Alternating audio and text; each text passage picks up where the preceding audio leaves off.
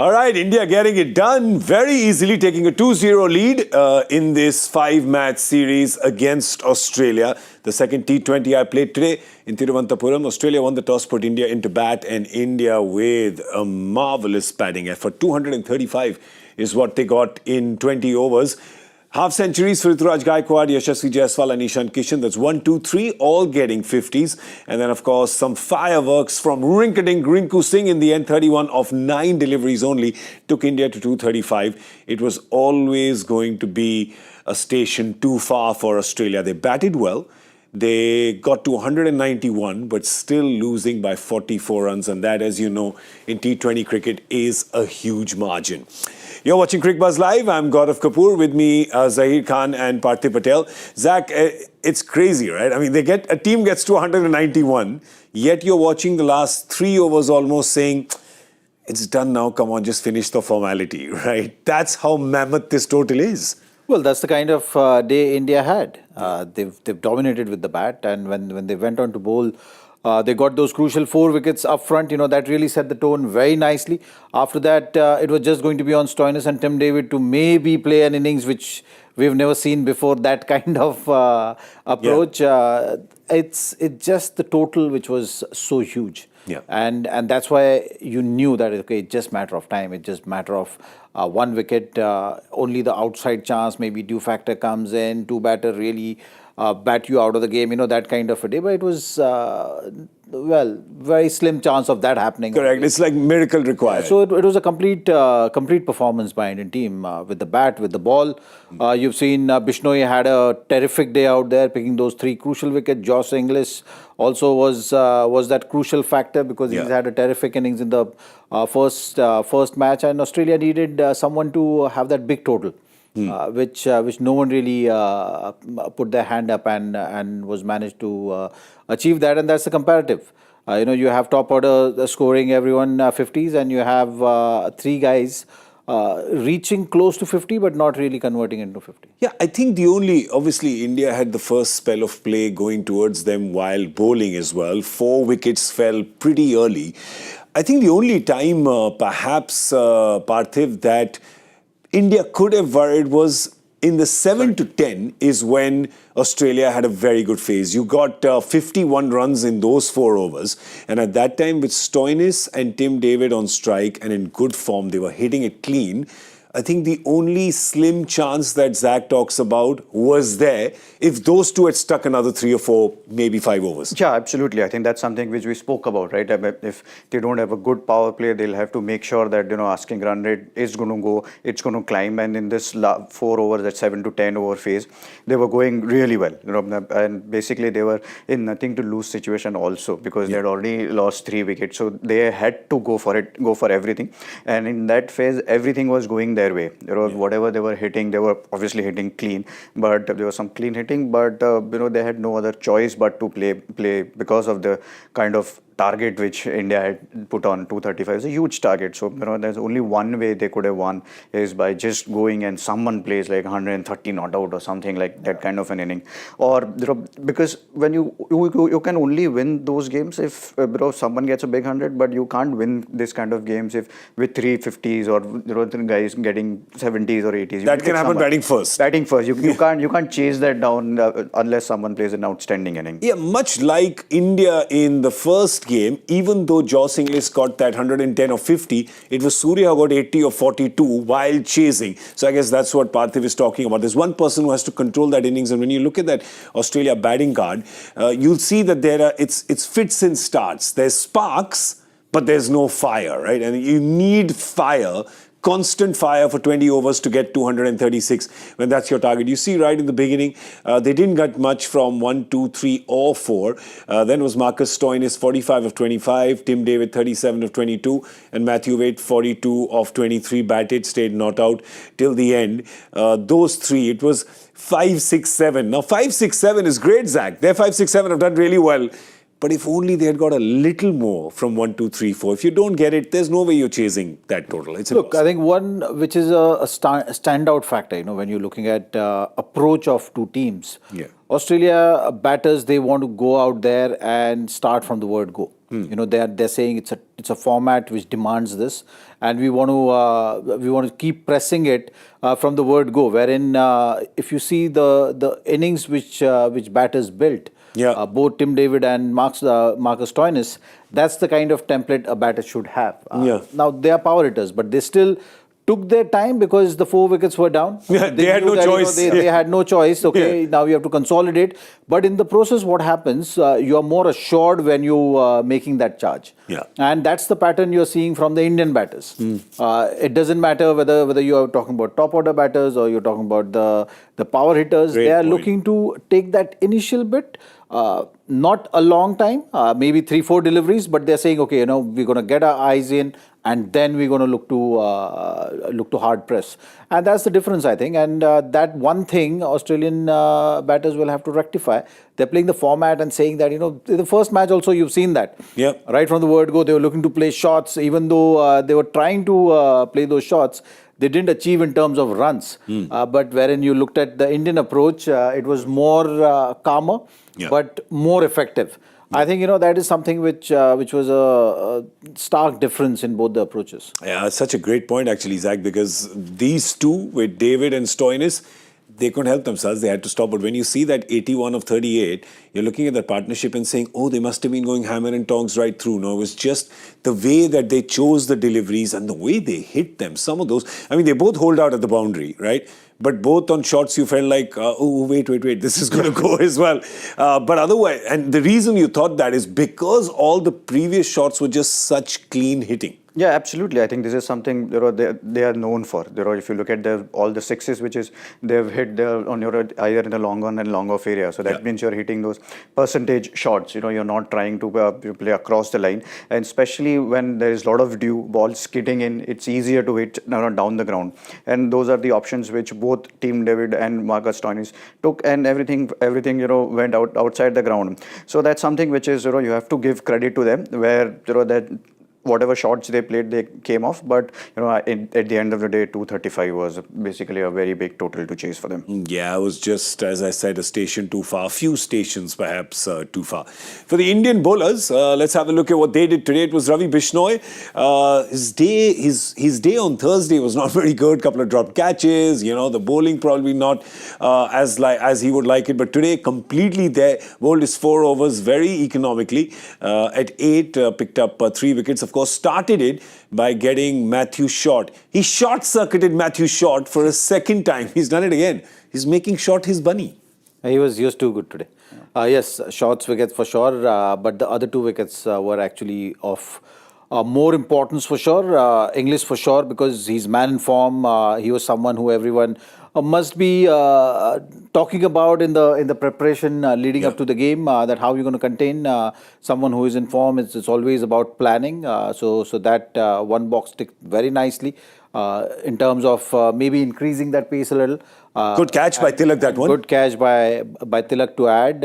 And Tim David, at that stage, it was about one batter had to go and go big. Tim David was the one who was looking to take charge at that stage, and Bishnoi's over. Even though it was the last one, after that the seamers would have come, and that's where that moment was there of the game, which we are talking about. That someone needed to put the hand up and take that wicket, and Bishnoi was again the one to make it for the team. I think timing of the wickets were very crucial. True. When even with the first 2 overs, they were already 30 for no loss, and that's when Bishnoi came in and took the wicket of Short. And even with Team David, that's something which Zach spoke about. That was the partnership where it looked like that Australia might, go close to the total. That's when he came in and took those wickets. And see, it's not easy to bowl when there is a lot of dew on the ground.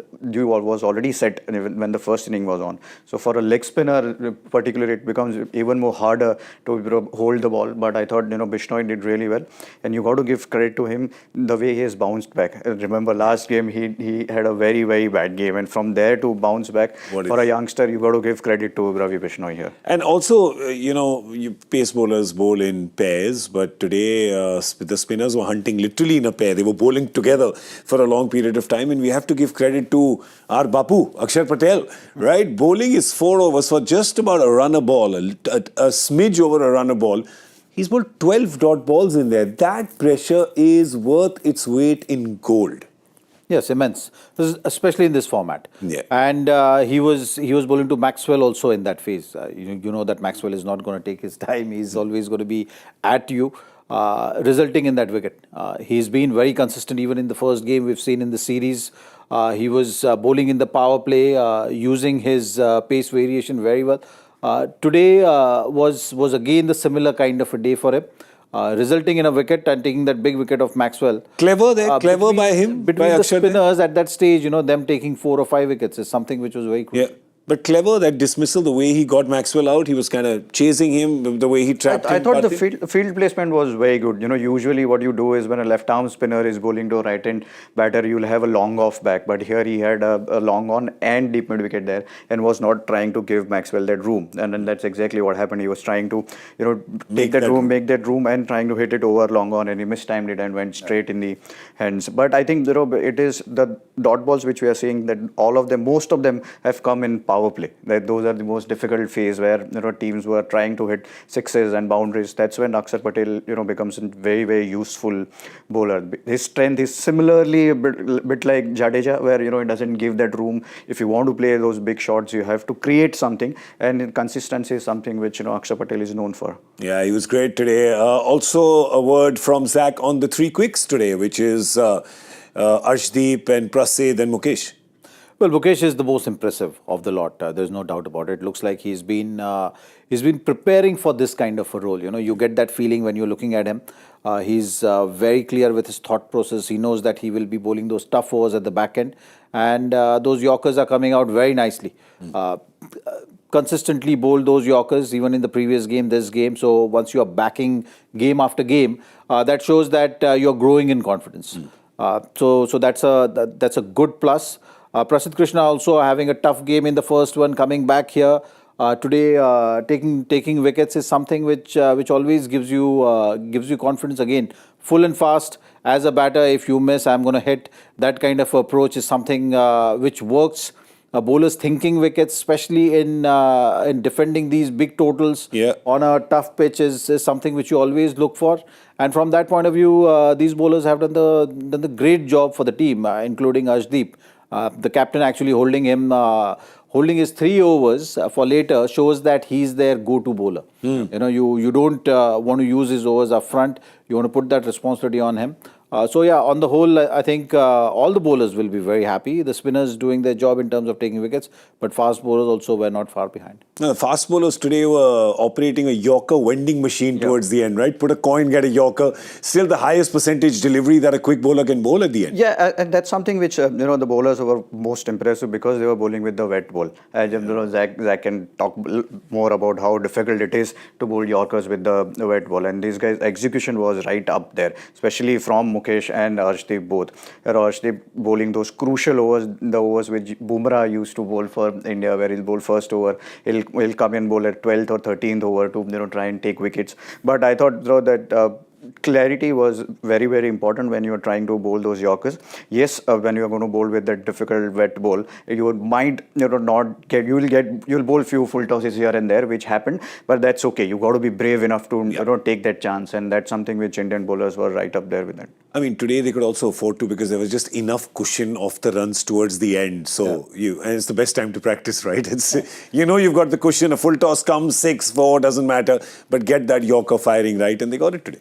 Look, but that's why you have to give credit to all the bowlers. When you get a big total, obviously that confidence is high. You know that the batters are going to come hard at you, and you always have that chance. But it's still about going out there and making sure you do the job. making sure that you're executing it well. Yeah. On the tough days, you go back and look at this process because you've seen days like that. That's why you're not relaxing, isn't it? Yeah. At 10 over mark, in spite of them losing wicket, they were still maybe 1 or 2 runs ahead of Indian total at that stage in the innings.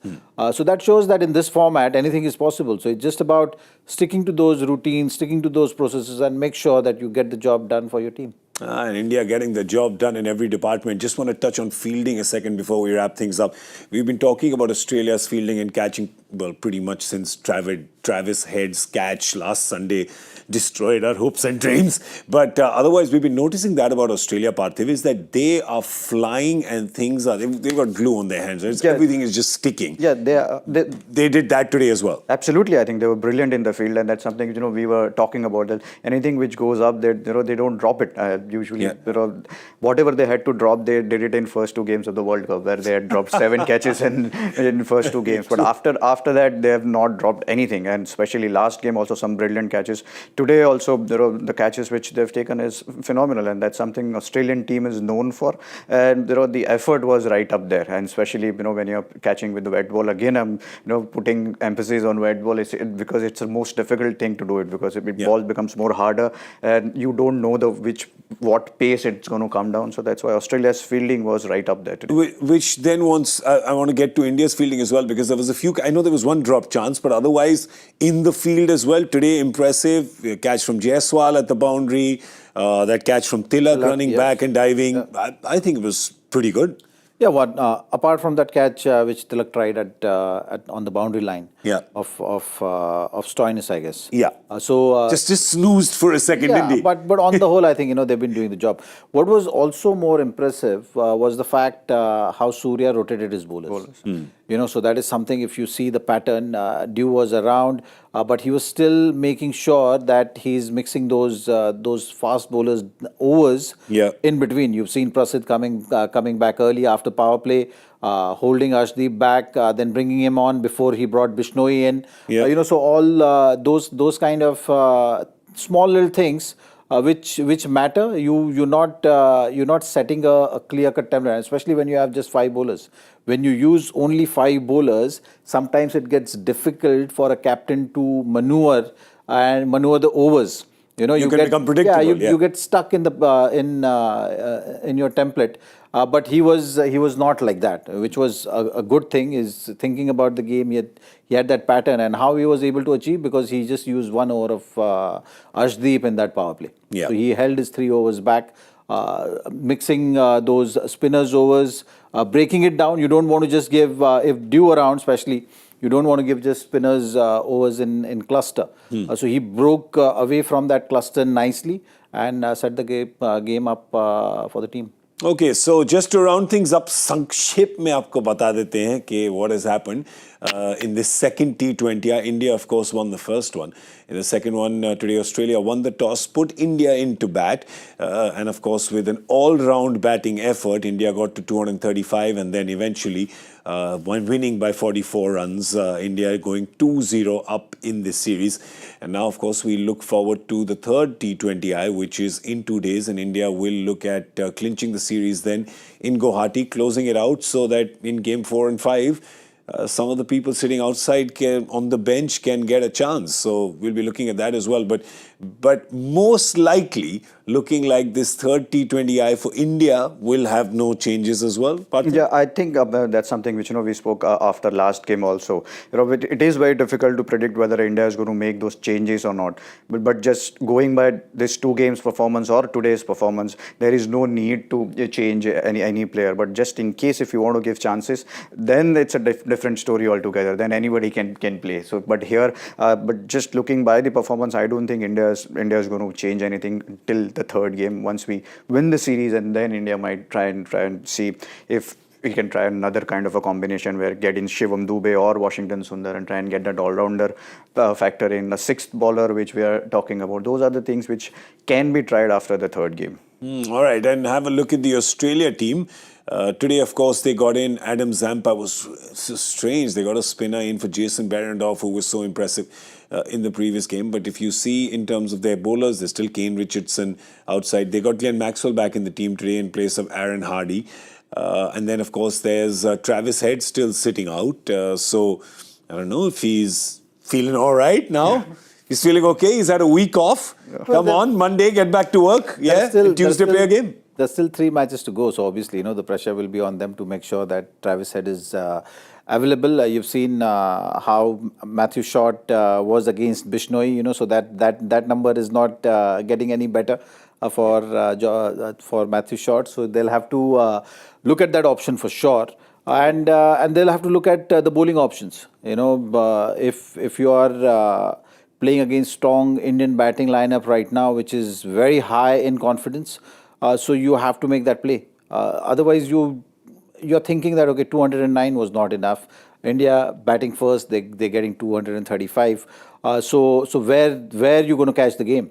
You still have to look at restricting the strong Indian batting lineup, somehow getting the inroads there, and then you have a chance. And that's something which they'll have to definitely do in the third one, otherwise it will be too late. So interesting though. So you think if Travis Head comes in, he comes in place of Short and not Smith?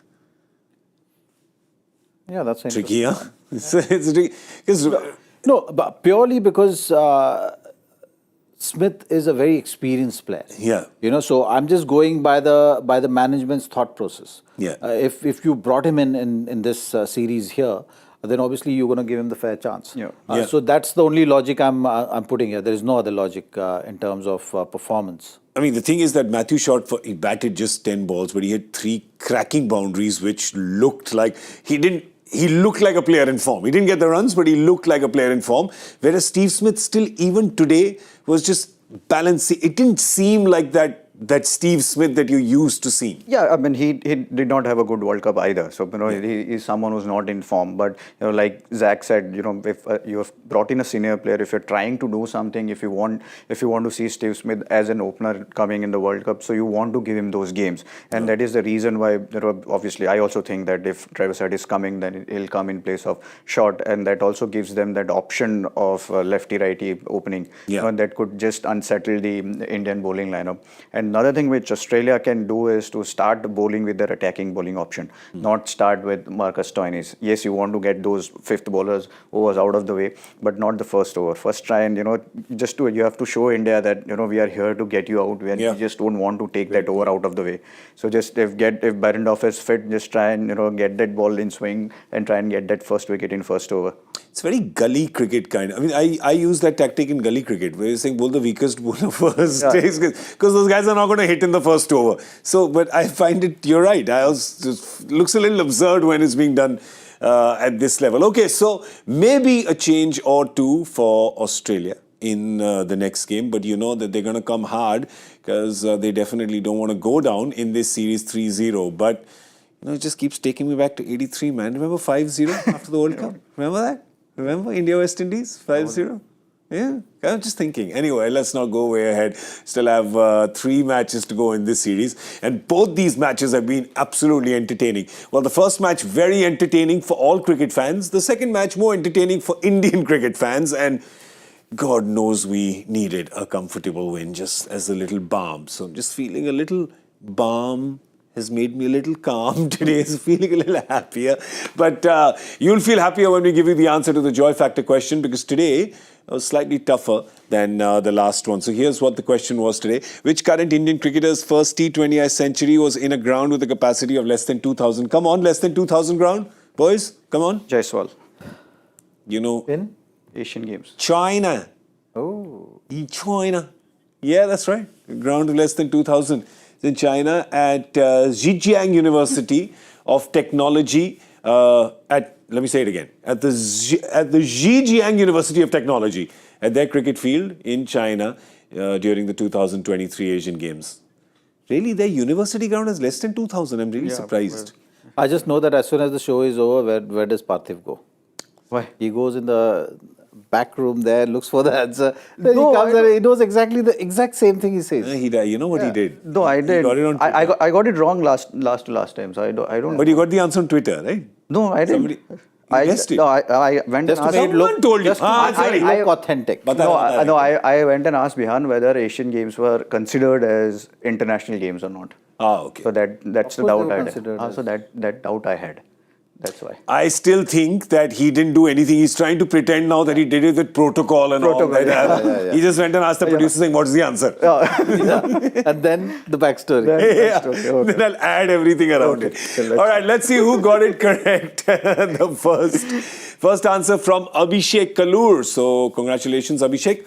You were the first person to send us the right answer. So congratulations to you. All right, that's all we have time for on Cricbuzz Live today. Big thank you to Parthiv Patel and Zaheer Khan. Thank you. Thank you so much.